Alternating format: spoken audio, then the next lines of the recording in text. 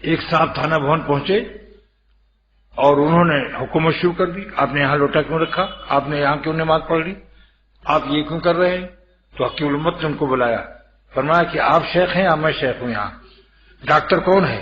آپ مریض بن کے آئے ہو یا ڈاکٹر بن کے آئے ہو؟ آپ میرے مریدوں پر حکومت کر رہے ہو؟ اب ذکر ملتوی کرو، تم اس قابل نہیں ہو تم کو ذکر بتایا جائے۔ جب معدے میں قے ہو رہی ہو تو حلوہ نہیں دیا جاتا، ذکر حلوہ ہے۔ اب تم ایسا کرو، وضو خانے کی نالیاں صاف کرو، مسلمانوں کے جوتے سیدھے کرو، نمازیوں کے، اور خانقاہ میں جھاڑو لگاؤ، تمہارے اندر تکبر ہے۔ 6 مہینے کے بعد علاج ہو گیا، پھر حضرت نے ان کو اجازت دے دی۔ شیخ کو یہ بھی دیکھنا پڑتا ہے، تو مزاج کا معتدل رکھنا یہ شیخ کی ذمہ داری ہے، اس لیے شیخ تھوڑا سا حکیم ہو تو بہت اچھا ہوتا ہے۔ اب میرے پاس تو آج بھی ایک خط آیا افریقہ سے کہ بالکل میں جنگل میں بھاگ جانے کو دل چاہتا ہے اور نیند کم آ رہی ہے، ہر وقت دل غمگین رہتا ہے، غصہ بھی چڑھا رہتا ہے۔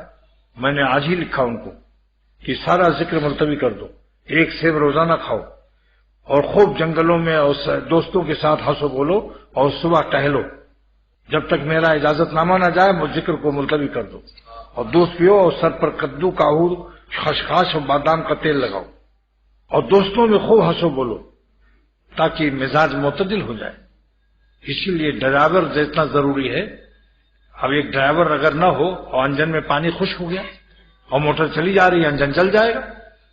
ڈرائیور کی ذمہ داری ہے کہ اس میں پانی ڈال دے، شیخ کی ذمہ داری ہے کہ جب اس کا دماغ خشک ہونے لگے فوراً اس کا وظیفہ ملتوی کر دو، اور اس کو تیل کی مالش اور سیب وغیرہ بتاؤ۔ جو سیب کھاتا ہے آسیب سے بچا رہتا ہے، بجائے آسیب بلانے کے سیب سے کہو آجا میرے پاس، سیب کھاؤ۔ قلب دماغ میں قوت رہتی ہے تو وسوسے اور شیاطین کا اثر نہیں ہوتا، جناتوں کا اثر۔ محمد علی قلعے کو پوچھ لو ٹیلی فون کر کے کہ تمہارے پاس کوئی جن آیا کبھی؟ ہمیشہ جن کمزوروں کو ستاتا ہے، بنسبت مردوں کے خواتین پر زیادہ اثر ہوتا ہے۔